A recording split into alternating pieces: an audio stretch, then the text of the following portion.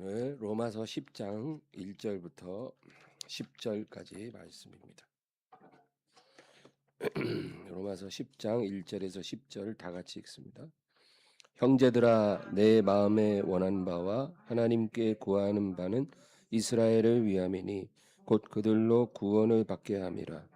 내가 증언하노니 그들이 하나님께 열심히 있으나 올바른 지식을 따른 것이 아니니라. 하나님의 의를 모르고 자기 의를 세우려고 힘써 하나님의 의에 복종하지 아니하였느니라. 그리스도는 모든 믿는 자에게 의를 이루기 위하여 율법의 마침이 되시니라. 모세가 기록하되 율법으로 말미암는 의를 행하는 사람은 그 의로 살리라 하였거니와 믿음으로 말미암는 의는 이같이 말하되 내 마음에 누가 하늘에 올라가겠느냐 하지 말라 하니 올라가겠느냐 함은 그리스도를 모셔 내리려는 것이요 혹은 누가 무저갱에 내려가겠느냐 하지 말라 하니 그리스도를 죽은 자 가운데서 모셔 올리려는 것이라. 그러면 무엇을 말하느냐? 말씀이 내게 가까워 내 입에 있으며 내 마음에 있다 하였으니 곧 우리가 전파하는 말씀이라.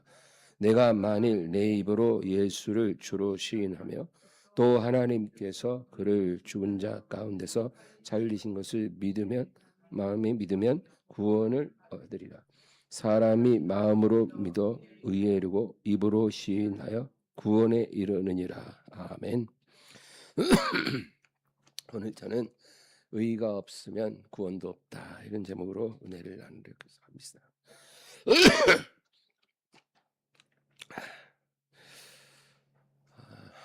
진리라고 우리가 말을 할 때 이 진리를 우리는 보편적인 진리로 보통 이해를 합니다. 이 보편적인 진리가 무엇일까요? 꼭 성경이 아니라도 사람이 습득할 수 있는, 깨달을 수 있는 그런 지혜가 보편적인 진리입니다. 뭐 예를 들면 도둑질은 나쁜 것이다. 교회 안 다녀도 다 알고 있습니다. 살인하거나 간음하면은 안 된다. 누구나 다 알고 있습니다. 정직하고 성실하게 살면 결국에는 복을 받는다. 그것도 맞는 말이죠. 사람이 무엇으로 심든지 또 심은 대로 거두게 된다. 이것도 맞는 말입니다. 그래서 이런 것들을 보편적인 진리라고 해요. 성경은 이 보편적인 진리에 대해서도 아주 풍성한 은혜를 우리에게 주십니다. 그러나 보편적인 진리가 사람을 구원할 수는 없어요. 우리가 올바른 삶을 살기 위해서 어떤 방향을 가르쳐 줄 수는 있지만 그 보편적 진리는 사람을 구원할 능력이 없습니다. 구원의 길은 가르쳐 주지 않는다는 거죠. 요한복음 1장 14절 말씀이 육신이 되어 우리 가운데 거하심에 우리가 그의 영광을 보니 아버지의 독생자의 영광이요 은혜와 진리가 충만하더라. 이 요한이 예수님을 묘사한 말씀이에요. 하나님 말씀이 육신으로 우리 가운데 계셨는데 우리가 그의 영광을 보니 아버지의 독생자의 영광이요 은혜와 진리가 충만하더라.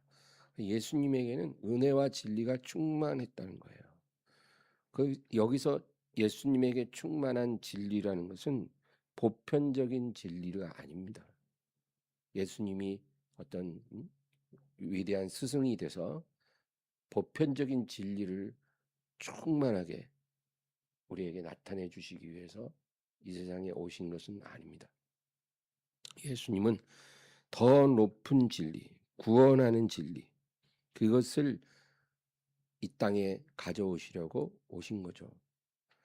유일하신 하나님에 관한 지식, 또 그 하나님의 뜻, 구원의 길, 이것이 바로 예수님이 우리에게 주시려고 한 진리입니다. 하나님 계시고 그 하나님이 우리에게 요구하시는 것이 무엇이고 너희가 구원에 이르기 위해서 어떤 길로 와야 하는지 그것을 드러내기 위해 예수님이 오셨다는 거죠. 그래서 그 진리로 충만하신 분이에요. 이 진리를 우리는 복음이라고 말합니다. 예. 우리가 성경을 연구하는 것은 보편적인 진리를 알기 위해서 성경을 연구하는 게 결코 아닙니다. 여러분, 보편적인 진리는 성경이 아니라도 있어요. 공자 맹자에도 보편적인 진리가 많이 있고요. 또 불경에도 또 코란에도 있습니다. 소크라테스, 플라톤 이런 그리스 철학에도 보편적인 진리는 많이 있어요. 꼭 이러한 진리를 알기 위해 성경을 연구할 필요는 없는 것입니다. 우리가 성경을 연구하는 것은 오직 성경에만 있는 진리, 죄인을 구원하는 진리, 이것을 알기 위해서거든요. 요한복음 5장 39절입니다. 너희가 성경에서 영생을 얻는 줄 생각하고 성경을 연구하거니와 이 성경이 곧 내게 대하여 증언하는 것이니라. 예수님 뭐라 그래요? 너희가 성경을 왜 연구하냐? 거기서 영생을 얻는 길이 있다는 것을 알기 때문에 연구하는데 그 성경이 곧 나에 대하여 증언한 것이다. 그 말씀이에요. 그러니까 성경이 가리키는 궁극적인 진리, 영생에 이르는 진리는 곧 예수님이라는 거예요. 그래서 성경은 예수님을 가리키는 책이에요. 그래서 예수님 스스로도 뭐라 그래요? 내가 곧 길이요 진리요 생명이니 나로 말미암지 않고는 아버지께로 올 자가 없느니라. 예수님이 구원에 이르는 유일한 길이라고. 유일한 길. 여러 가지 길 중에 하나가 아니에요. 유일한 길. 그리고 진리라는 거예요. 무슨 진리예요? 보편적인 진리가 아니라 죄인을 구원하는 진리. 영생에 이르게 하는 진리. 그리고 생명. 누가요? 예수님. 그래서 예수님 또 말씀하셨어요. 진리를 알지니 진리가 너희를 자유케 하리라. 여기서 말하는 진리도 어떤 보편적인 진리를 말하는 게 아니라 예수 그리스도의 진리, 복음의 진리를 말하는 거예요. 이 진리를 너희가 알면 너희가 자유해진다는 거예요. 정말 자유하길 원하면 이 진리를 알아야 한다는 겁니다.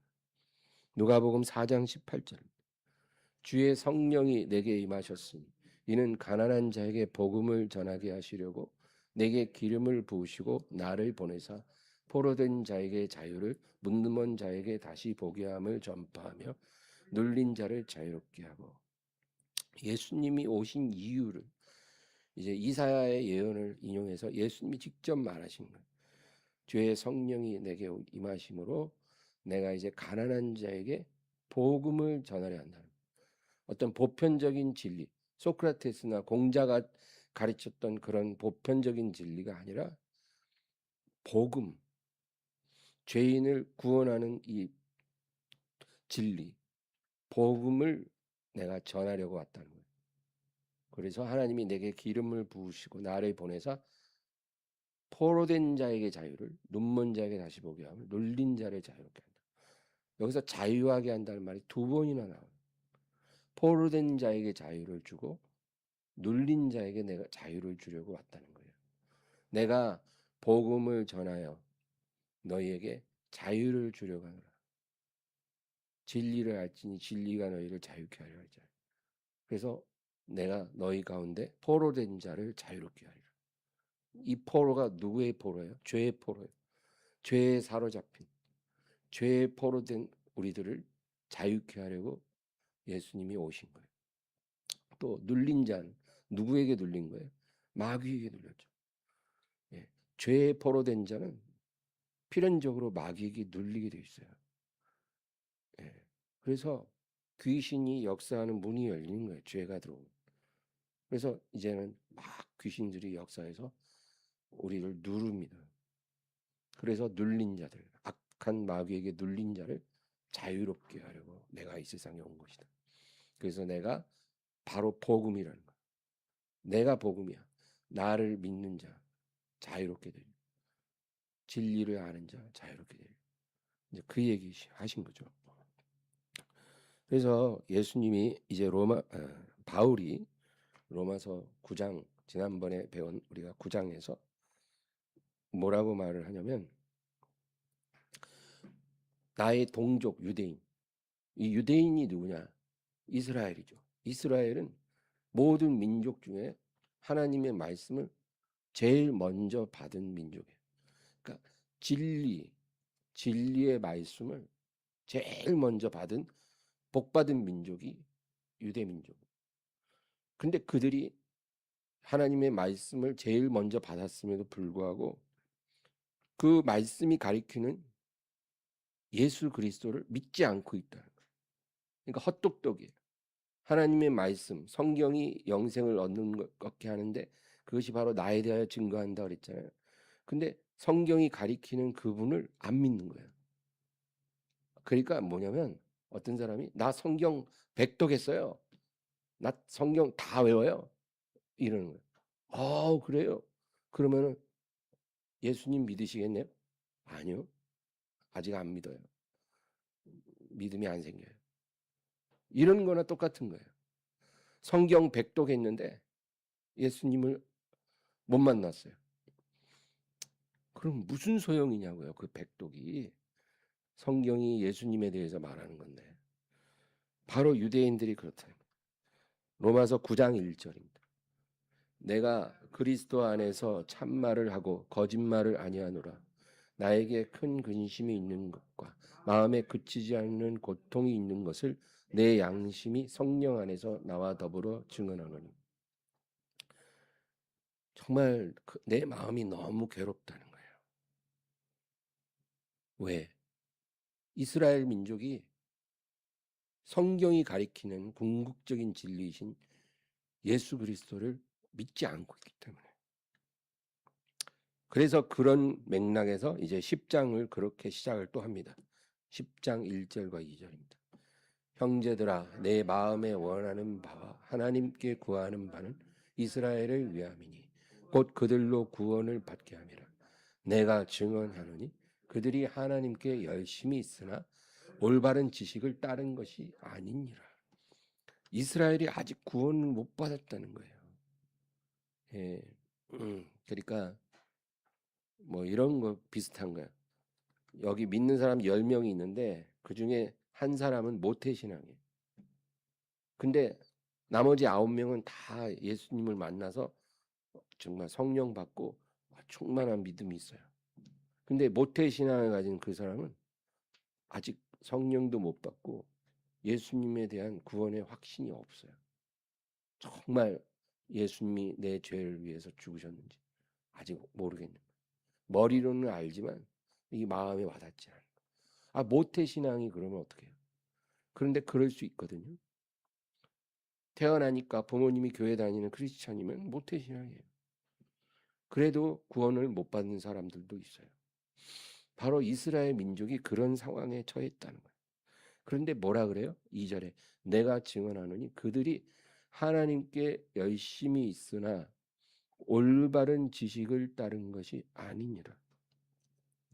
하나님을 열심히 섬기는데 올바른 지식에 따른 그러한 열심이 아니라는 거예요. 이게 누구 얘기냐면 바울 얘기예요. 바울이 그랬거든요. 바울은 누구보다도 열심으로 율법을 지킨 사람이었어요. 적어도 율법은 겉으로 드러나는 행위에 대해서 우리에게 무엇을 해라 하지 말라 하잖아요. 율법은 그 마음까지 간섭하지는 않아요. 우리 마음이 어떠하냐 여기에 대해서는 요구하지 않고 드러나는 행위에 대해서만 요구하잖아요. 그러니까 율법을 겉으로 지키는 것은 어쩌면 가능할 수 있는 거예요. 그래서 바울이 그렇게 살았어요. 열심으로 율법을 지켰습니다. 또 조상들의 하나님에 대해서 열심히 있었어요. 하나님을 영화롭게 하기 위해 할 수 있는 모든 노력을 다 하는 그런 바리새인 중에 바리새인이었어요. 그래서 스데반이 예수님을 증거할 때 그를 돌로 쳐 죽이는 사람들 중에 가담한 거예요. 그러니까 바울이 왜 그렇게 했냐면 스데반이라는 사람을 죽여야 하나님이 기뻐하실 거다. 이렇게 생각을 한 거예요. 나사렛 예수 이단을 따르는 저 무리들을 진멸하고 저 스데반이라는 사람은 본보기로 죽여 없애는 게 하나님이 우리에게 원하시는 것이다. 그렇게 믿었던 거예요. 그래서 아무 양심의 가책 없이 정말 불타는 신앙심으로 스데반을 죽인 거예요. 그러니까 하나님께 열심히 있지만 잘못된 열심이에요. 올바른 지식을 따라서 하나님을 섬긴 게 아니었던 거예요. 요한복음 16장 2절 3절 읽겠습니다. 사람들이 너희를 출교할 뿐 아니라 때가 이르면 무릇 너희를 죽이는 자가 생각하기를 이것이 하나님을 섬기는 일이라 하리라. 그들이 이런 일을 할 것은 아버지와 나를 알지 못함이라. 예수님이 분명하게 미리 말씀하신 거예요. 때가 이르면 이제 예수를 제대로 믿는 진실되게 믿는 너희들을 사람들이 출교할 뿐 아니라 너희를 죽일 것이다. 그러면서 그들은 이것이 하나님을 섬기는 일이라고 말한다는 겁니다. 그들이 이렇게 하는 것은 아버지와 나를 알지 못하기 때문이다. 그래서 사람들이 그렇게 할 때 이게 하나님을 기쁘시게 하는 일이다. 그렇게 믿는다는 거예요. 정의의 이름으로, 경건의 이름으로, 하나님의 이름으로 너희들을 죽일 것이다. 요한복음 8장 19절도 보겠습니다. 이에 그들이 묻되 내 아버지가 어디 있느냐? 예수께서 대답하시되 너희는 나를 알지 못하고 내 아버지도 알지 못하는도다. 나를 알았더라면 내 아버지도 알았으리라. 그러니까 예수님 분명히 말씀해요. 너희는 알지 못한다는 거예요. 나를 알지 못할 뿐 아니라 나를 알지 못함으로 내 아버지도 알지 못한다. 그러니까 너희가 그렇게 존경하고 또 섬기는 그 하나님을 너희는 알지 못한다는 거예요. 이 문제가 남의 일이 꼭 아니라는 거죠. 오늘날에도 이런 일들은 계속 일어나고 있어요. 우리에게도 이런 일이 일어날 수 있는 거예요. 제가 아는 어떤 유명한 목사님, 나는 그 목사님을 아는데 그분 나를 몰라요. 이름만 대면 다 알 수 있는 목사님. 근데 그 목사님이 설교하는 거를 제가 여러 번 들었어요. 근데 희한하게 예수님 얘기를 거의 안 하시는 거예요. 설교할 때 보면. 그냥 맨날 하나님이 이러면서 하나님 얘기는 하는데 예수님 얘기는 진짜 거의 뭐 한 번 나올까 말까. 그래요. 뭐 설교 한두 번 그런 게 아니라 매번 그러시더라고요. 그래서 내가 참 희한하다. 성경이 예수님을 가리키는데 어떻게 이렇게 예수님 얘기를 안 하실까? 그거 빼고는 다른 건 아무 문제가 없었어요. 근데 이제 그 후에 우리나라에서 어떤 큰 대회가 열렸어요. 종교다원주의를 표방하는 세계적인 대회예요. 여러분 종교다원주의가 뭔지 알죠? 네. 산에 오르는 등산 코스는 여러 가지지만 정상에 올라가면 다 똑같다. 이제 이런 거예요. 그래서 여러 종교가 있으나 결국은 다 하나다. 이게 종교다원주의. 우리 성경하고는 완전히 배척되는 그런 거짓된 그런 말이죠. 근데 그런 종교다원주의를 표방하는 세계적인 대회를 우리나라에서 이제 열었는데 그 목사님이 이제 준비위원장이 됐더라고요. 근데 그분이 이제 인터뷰를 하는데 뭐라 하냐면 뭐라, 종교 올림픽을 우리나라에서 개최하게 된 것이 너무 기쁘다. 하나님께 영광 돌린다는 거예요. 근데 여러분 종교 올림픽을 개최하는 게 과연 하나님의 뜻일까요? 그래서 모든 종교인들이 다 와요, 거기. 각 종교의 지도자들이 다 와갖고 강단에 다 나와서 이렇게 쫙 일렬로 서갖고 서로 손을 이렇게 잡고 같이 막 만세 부르고 그리고 각자의 신을 부르면서 지구의 평화와 전쟁의 종식을 위해서 기도하자는 거예요. 그게 이제 종교 올림픽이라는 거예요. 그래서 근데 과연 하나님이 그것을 기뻐하실까요? 근데 분명한 거는 그 목사님은 그걸 굉장히 자랑스러워했어요. 그리고 하나님이 기뻐하실 거다. 그런데 저는 그렇게 생각을 하지 않습니다. 그러니까 하나님을 열심으로 섬기는데 올바른 지식을 따라 섬기는 게 아닌 거예요. 빌립보서 3장 18, 19절 읽겠습니다. 내가 여러 번 너희에게 말하였거니와 이제도 눈물을 흘리며 말하노니 여러 사람이 그리스도의 십자가의 원수로 행하느니라. 그들의 마침은 멸망이요 그들의 신은 배요 그 영광은 그들의 부끄러움에 있고 땅의 일을 생각하는 자라. 하나님의 관점에서 바라보는 게 아니라 인간의 관점, 땅의 일을 생각하는 거예요. 그래서 뭐 이렇게 종교를 떠나서 사랑으로 화합해서 손잡고 뭔가 같이 일하고 자기 신을 부르면서 평화를 위해 기도하면 좋은 거 아닌가? 이거는 하나님의 관점이 아니고 그냥 인간의 관점이에요. 아마 세상 모든 불신자들이 다 박수 쳐줄 거예요. 야, 그래, 너희 종교인들 싸우지 좀 말고 그렇게 좀 잘 지내봐라. 다 그렇게 칭찬해 주겠죠. 싸우는 게 옳다 이 말이 아니라 우리는 싸울 필요는 없죠. 누가 우리 뺨을 때리면 우리는 다른 반대편 뺨도 대라고 하셨잖아요. 우리는 싸움하지 않습니다. 우리는 오히려 사랑으로 섬겨야죠. 그러나 복음을 타협할 수는 없는 문제예요. 많은 사람들이 하나님을 위해서 행한다고 하지만 십자가의 원수로 행하고 있는 거예요.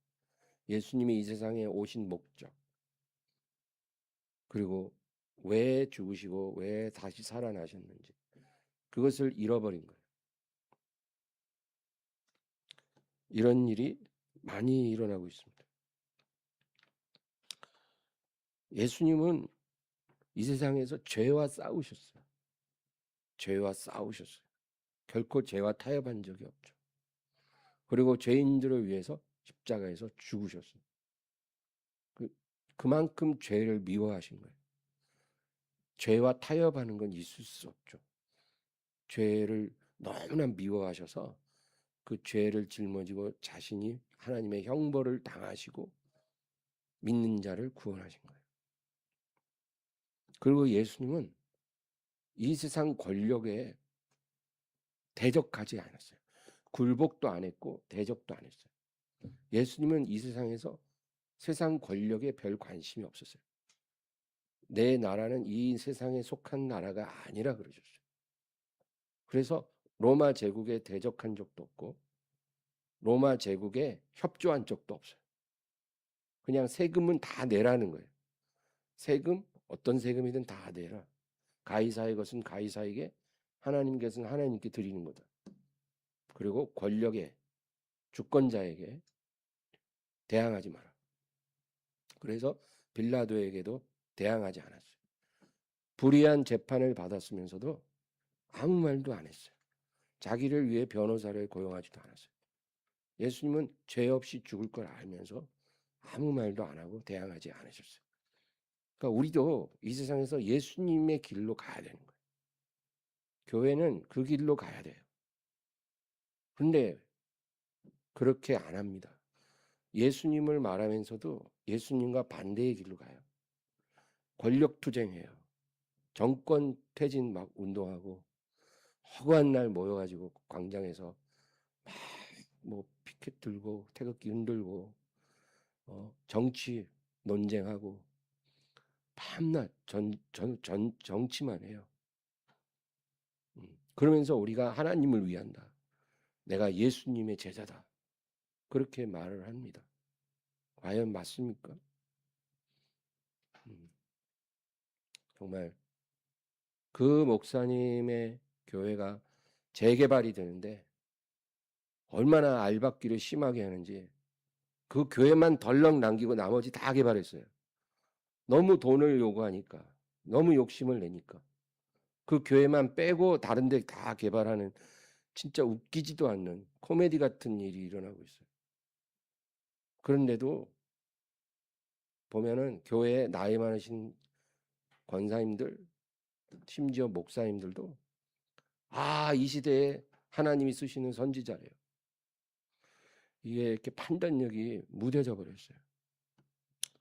제가 이런 일들을 보면서 이거예요. 많은 사람이 그리스도의 십자가의 원수로 행하면서 예수님을 자기가 따르고 있다. 이렇게 정신없는 말을 하고 있어요. 예, 우리는 그렇게 되어서는 안 될 것입니다. 구약 시대의 이스라엘 백성도 이 하나님을 올바른 지식으로 섬기질 못했어요. 그래서 호세아가 이렇게 말합니다. 호세아 4장 6절. 내 백성이 지식이 없으므로 망하는도다. 내가 지식을 버렸으니 나도 너를 버려 내 제사장이 되지 못하게 할 것이요 내가 내 하나님의 율법을 잊었으니 나도 내 자녀들을 잊어버리리라. 이사야 선지자도 말했습니다. 이사야 5장 13, 14절. 그러므로 내 백성이 무지함으로 말미암아 사로잡힐 것이요 그들의 귀한 자는 굶주릴 것이요 무리는 목마를 것이라. 그러므로 수월이 욕심을 크게 내어 한량없이 그 입을 벌린즉 그들의 호화로움과 그들의 많은 무리와 그들의 떠드는 것과 그 중에서 즐거워하는 자가 거기에 빠질 것이라. 결국 너희가 아무리 많은 숫자가 모여서 호화롭고 떠들고 즐거워할지라도 너희는 다 수월이 입을 열어 그 안에 삼킨 것처럼 너희도 다 빠져들 것이다. 왜? 무지하기 때문에. 올바른 지식으로 나를 섬기지 않고 있기 때문에 너희는 재앙을 피하지 못하리라. 그렇게 예언했습니다. 하나님을 믿으면서 하나님을 알지 못하고 무지하게 행하는 것은요. 하나님을 아예 모르고 그냥 불신자로 사는 것보다도 악한 일입니다. 차라리 하나님을 모르는 게 나아요.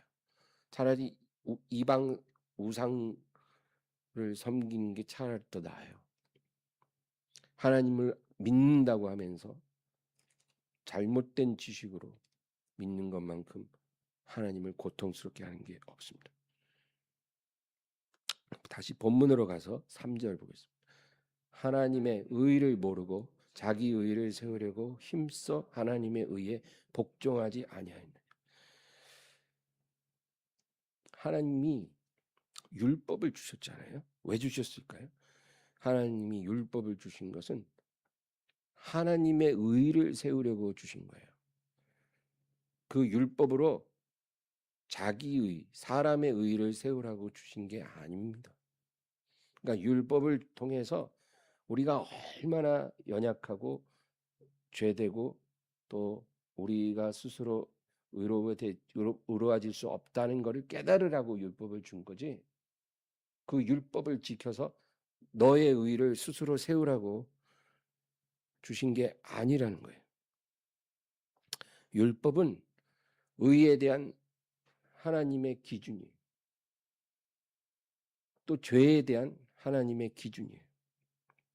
근데 이 율법의 기준에 누가 감히 도달하겠습니까? 아담의 후손은 그렇게 할 수가 없거든요. 그래서 하나님이 율법만 주신 게 아니라 제사의 그런 제도를 세우셨어요. 그게 뭐예요?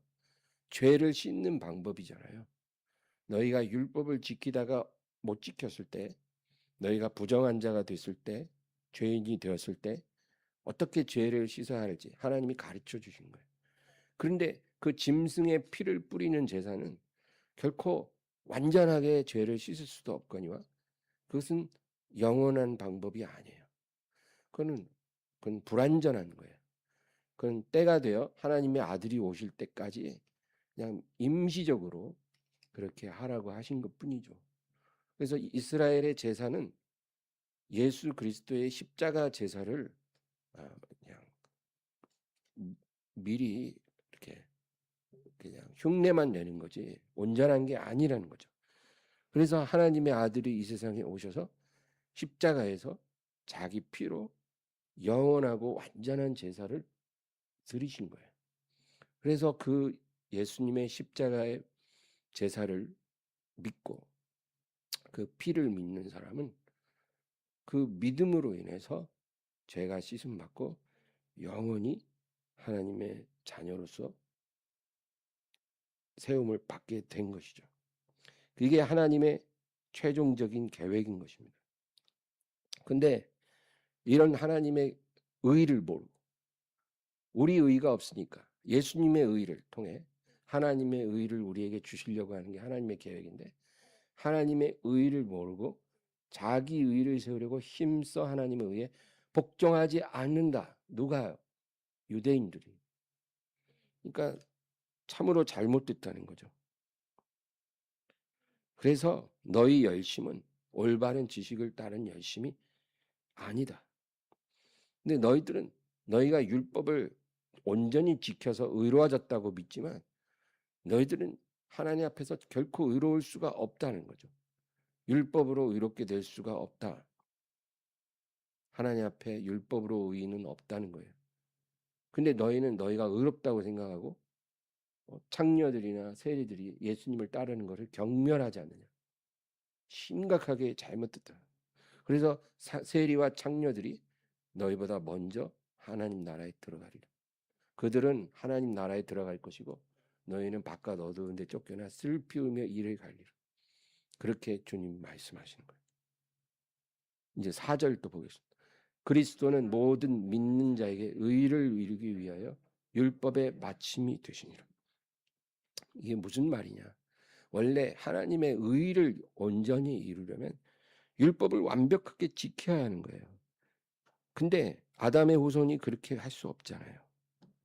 그래서 이 일을 이루신 분이 예수님인 거예요.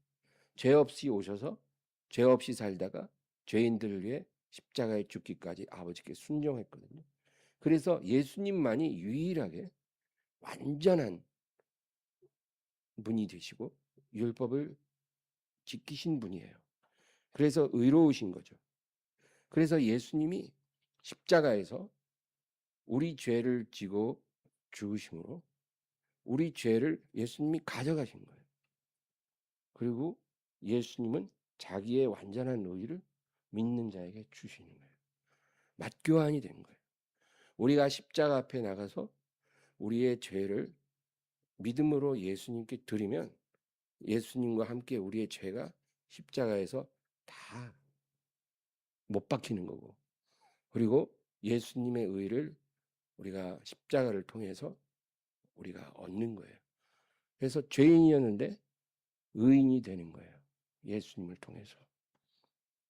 이게 오늘 이 4절의 의미예요. 그리스도는 모든 믿는 자에게 의를 이루기 위하여 율법의 마침이 되시니라. 율법을 완벽하게 지키신 의인 되신 예수님이 당신의 의를 믿는 자에게 주시고 우리의 죄는 가져가셨어요. 얼마나 감사합니까? 이게 믿어지면 그게 기적이에요. 성령의 은혜. 내가 정말 내 죄가 예수님께 다 전가돼서 거기서 십자가에 못 박혀 없어졌고 예수님의 그 온전한 의가 하나님의 의가 믿음 안에서 내게 그냥 값없이 주어졌다는 사실. 그래서 내가 그 의를 가지고 구원받고 영생에 들어간다는 사실. 이게 믿어지면 그 사람 구원을 받은 거예요. 고린도후서 5장 21절. 하나님이 죄를 알지도 못하신 이를 우리를 대신하여 죄를 삼으신 것은 우리로 하여금 그 안에서 하나님의 의가 되게 하려 하심이라. 이제 본문 다시 5절과 6절 보겠습니다. 모세가 기록하되 율법으로 말미암는 의를 행하는 사람 의 말미암하겠거니와 믿음으로 말미암는 의는 이같이 말하되 내 마음에 누가 하늘에 올라가겠느냐 하지 말라 하니 올라가겠느냐 함은 그리스도를 모셔 내리려는 것이요.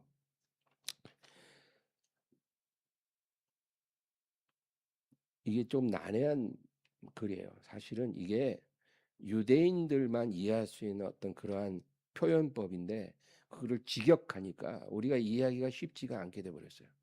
근데 여기서 이제 율법으로 말미암만 의를 행하는 사람은 그 의로 살리라 하였거니와 그리고 나서 반대로 이제 믿음으로 말미암는 의는 너에게 이렇게 말한다는 거예요. 뭐라고 말하냐? 네 마음에 누가 하늘에 올라가겠느냐 하지 말라 하니 올라가겠느냐 함은 그리스도를 모셔 내리려는 것이요. 그러니까 이게 무슨 말이냐? 너는 너 자신의 의로 하늘에 올라갈 수 있다라고 말하지 말라는 거예요. 누가 그렇게 말해요? 믿음으로 말미암는 의가 우리에게 이렇게 충고하는 거예요.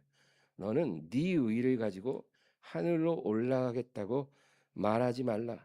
왜?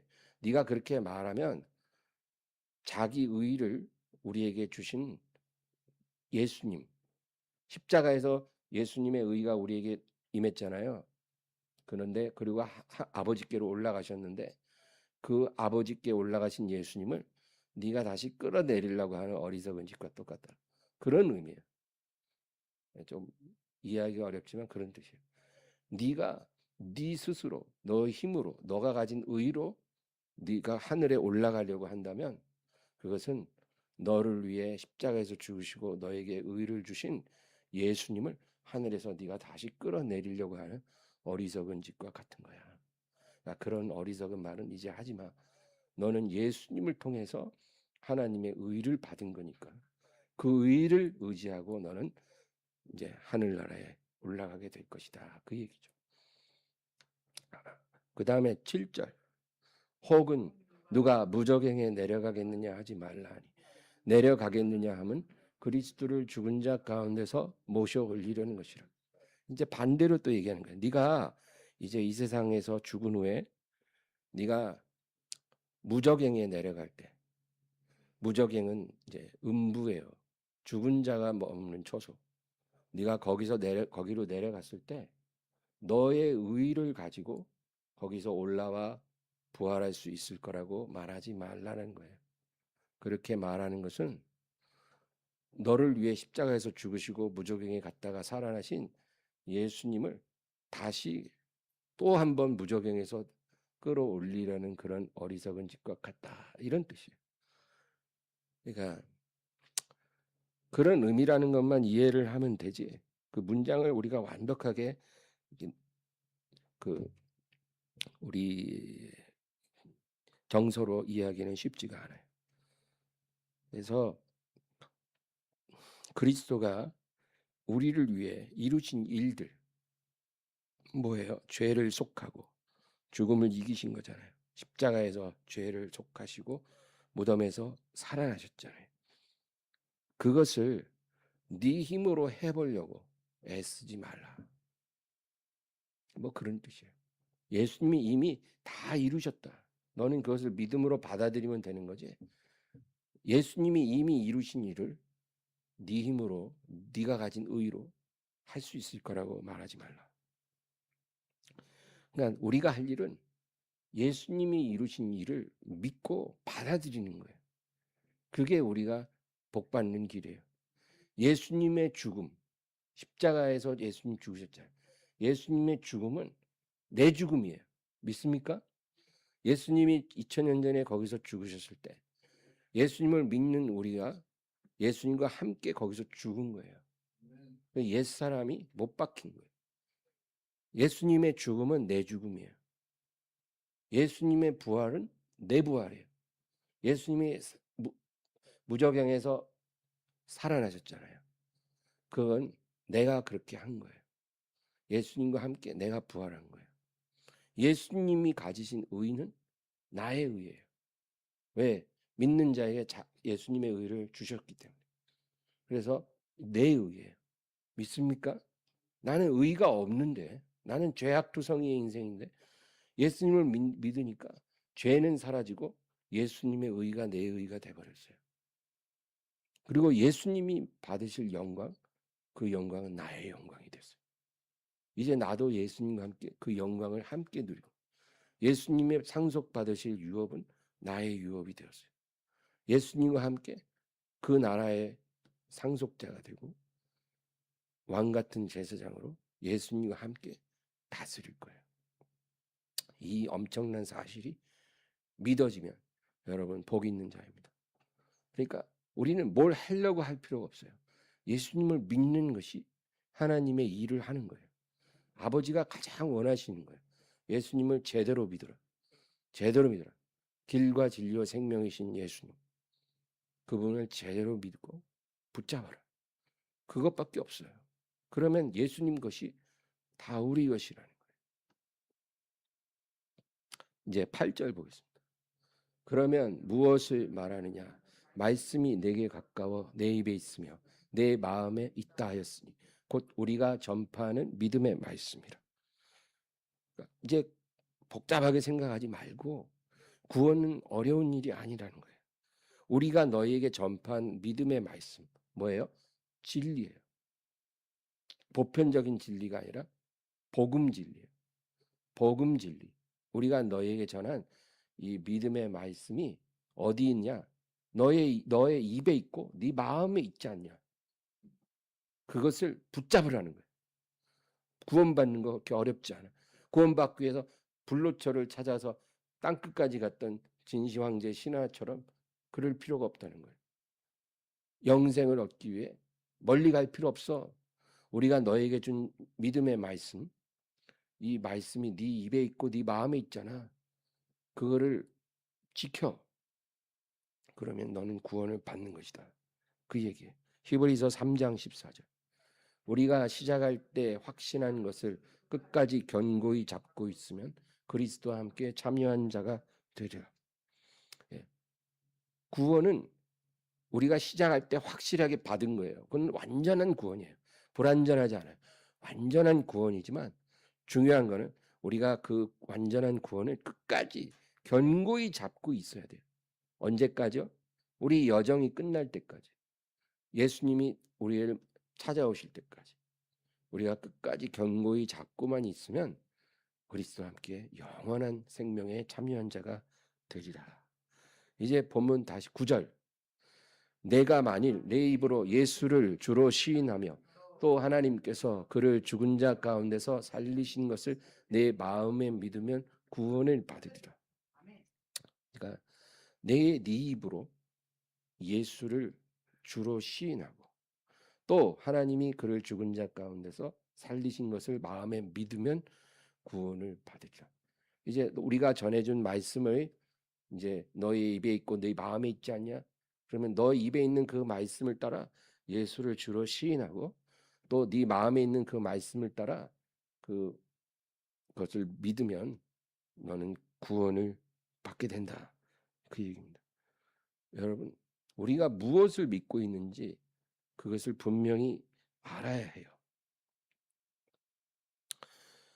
우리가 무엇을 믿는지를 분명히 알면 그 믿음이 우리에게 구원을 주는 거예요.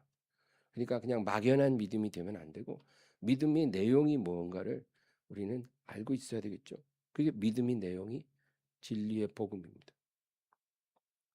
우리는 구원을 받기 위해 믿음의 여정을 시작한 게 아니에요. 구원을 받았기 때문에 믿음의 여정을 시작한 거예요. 어떤 사람들은 우리가 이 믿음의 여정을 끝까지 잘 해야 구원받는 거죠. 이래요. 아니에요. 구원받기 위해 믿음의 여정을 간다면 얼마나 불안해요. 이 여정에 실패하면 우리는 구원 못 받는 거잖아요. 그렇지 않아요. 우리가 구원을 이미 받았기 때문에 이제 그 받은 구원을 가지고 믿음의 여정을 시작하는 거예요. 주님의 날까지. 여정이 끝날 때까지. 그래서 구원이 이루어진다는 거예요. 빌립보서 2장 12절. 그러므로 나의 사랑하는 자들아 너희가 나 있을 때뿐 아니라 더욱 지금 나 없을 때에도 항상 복종하여 두렵고 떨림으로 너희 구원을 이루라. 구원이 불완전해서 이루라는 말이 아니고 완전한 구원을 받았지만 아직은 그 여정이 끝나지 않았다는 거예요. 왜? 이 구원을 가지고 우리가 여정을 갈 때 원수가 우리의 믿음을 빼앗으려고 하거든요. 사탄이 밀가부르듯이 너의 믿음을 청구했으나 내가 너의 믿음이 떨어지지 않도록 너를 위해 기도했다 그랬잖아요. 그것처럼 원수가 우리 믿음을 청구해요. 막 시험을 해가지고 우리 믿음을 빼앗아가고 싶어요. 도적질하고 죽이고 멸망시키는 거예요. 그러니까 아직 우리가 이런 위험한 여정이 끝나지 않았기 때문에 구원을 이루라 그 말이에요. 그러니까 구원을 끝까지 견고히 지키라. 그렇게 우리에게 충고하고 있는 것입니다. 근데 여러분 너무 걱정할 거 없어요. 우리 힘으로 지키는 게 아니라 우리 안에 계신 성령께서 우리가 끝까지 견고히 믿음을 지키도록 도와주실 거예요. 예, 그러니까 우리가 완전히 의도적으로 악의적으로 배도하지 않는 한 우리는 지켜질 수밖에 없어요. 오늘 내가 뭐 죄로 조금만 넘어졌다 해도 너무 낙심하고 절망할 필요가 하나도 없어요. 벌떡 일어나서 회개하고 다시 씩씩하게 주님 다시 시작할게요. 도와주세요. 그리고 진실되게 주님을 바라보면 되는 거예요. 그래서 성령님이 우리를 지켜주신다. 너무 두려워할 필요가 없다는 것입니다. 너희 안에 계신 이가 세상에 있는 이보다 크심이라. 악한 마귀가 아무리 강해도 그 마귀가 얼마나 강하냐? 미국 대통령이나 러시아 대통령, 중국의 국가 주석 이런 사람들은 손가락 이게 공깃돌 같이 움직일 수 있는 그런 힘도 있어요. 그렇게 강력한 권세가 있을지라도 우리 안에 계신 성령을 못 당해요. 믿으십니까? 예. 그러니까 담대해요. 내가 성령 안에서 살아가면 절대로 우리의 믿음을 빼앗을 자가 없어요. 그 누구도 우리의 믿음을 빼앗지 못해요. 그리고 끝날까지 우리는 지켜지는 거예요. 그래서 얼마나 감사한지 몰라요. 이제 마지막 10절. 사람이 마음으로 믿어 의에 이르고 입으로 시인하여 구원에 이르는. 이제 구원에 이르는 아주 중요한 두 가지 원리를 말해주고 있어요. 첫째는 마음으로 믿는 거고요. 두 번째는 입으로 시인하는 거예요. 이 두 가지가 꼭 있어야 되는데 마음으로 믿어서 우리가 얻는 건 의예요. 의. 그리고 입으로 시인해서 얻는 건 구원이에요. 이 순서가 있어요. 먼저 마음으로 믿어 의를 얻어야 그 다음에 입으로 시인해서 구원을 얻는 거예요. 여러분 의가 없으면 구원도 없어요. 오늘 제목처럼. 의가 있어야 그 의를 기반으로 구원을 주는 거예요. 하나님.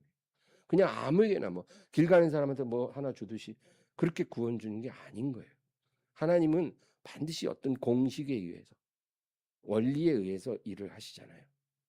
어떤 사람을 하나님이 구원하실 때는 그냥 구원하는 게 아니고 그 사람에게 의를 주셔요. 의를 주셔서 죄인이 의인되게 한 다음에 그 의인을 구원하는 거예요. 그래서 어떻게 해야 의인이 되느냐? 복음을 마음으로 믿는 거예요. 그게 우리에게 의를 줍니다. 놀랍죠? 복음을, 진리의 말씀을 마음에 믿으면 그것이 우리에게 의가 되는 거예요. 아브라함이 하나님을 믿음에 이것을 그의 의로 여기셨다 그랬잖아요. 아브라함이 믿은 건 하나님의 말씀이잖아요. 아브라함에게 임한 하나님의 말씀. 너는 본토 친척 내 아비 집을 떠나 내가 너에게 줄 땅으로 가라. 이 말씀이 임했을 때 아브라함이 하나님을 믿었어요. 그래서 그 말씀을 붙잡았어요. 그건 뭐예요? 순종했다는 거예요. 어떤 사람이 말씀을 믿는다고 말하면서 순종 안 하면 그건 뭐예요? 말씀을 안 믿는다는 증거예요. 그래서 하나님을 믿으면 그 주신 말씀을 믿는 거고 말씀을 믿으면 말씀을 순종하게 되어 있는 거예요. 그게 믿음이에요. 그래서 아브라함이 하나님을 믿었고 말씀을 믿었고 그리고 순종해서 길을 떠났어요. 그래서 성경은 아브라함이 하나님을 믿음에 이것을 그의 의로 여기셨다. 그래서 하나님이 아브라함에게 영원한 축복을 약속해 주신 거예요. 이 원리가 우리에게도 똑같이 작용되는 거예요. 우리가 하나님을 믿잖아요. 하나님이 보내신 자신 예수님을 믿잖아요. 그리고 주님이 주신 진리의 말씀을 믿죠. 그리고 말씀 따라 순종하며 살겠죠. 완전해지는 게 아니라 최선을 다해서 순종하는 걸 말이에요. 그러면 이 믿음이 우리를 의에 이르게 하고 그리고 나서 의를 얻은 우리가 입술로 주님을 예배하고 찬양하며 고백하면 구원에 이르는 이렇게 하나님이 일을 하신다. 그래서 만약에 어떤 사람이 예수님을 진심으로 믿지 않아요. 그 복음의 말씀을 진심으로 안 믿어요. 그러니까 당연히 순종도 안 하겠죠. 그런 사람이 믿지도 않으면서 그럼 의가 없는 거예요. 믿음이 없으니까. 의가 없는데 그냥 입술로만 주여 주여 해요.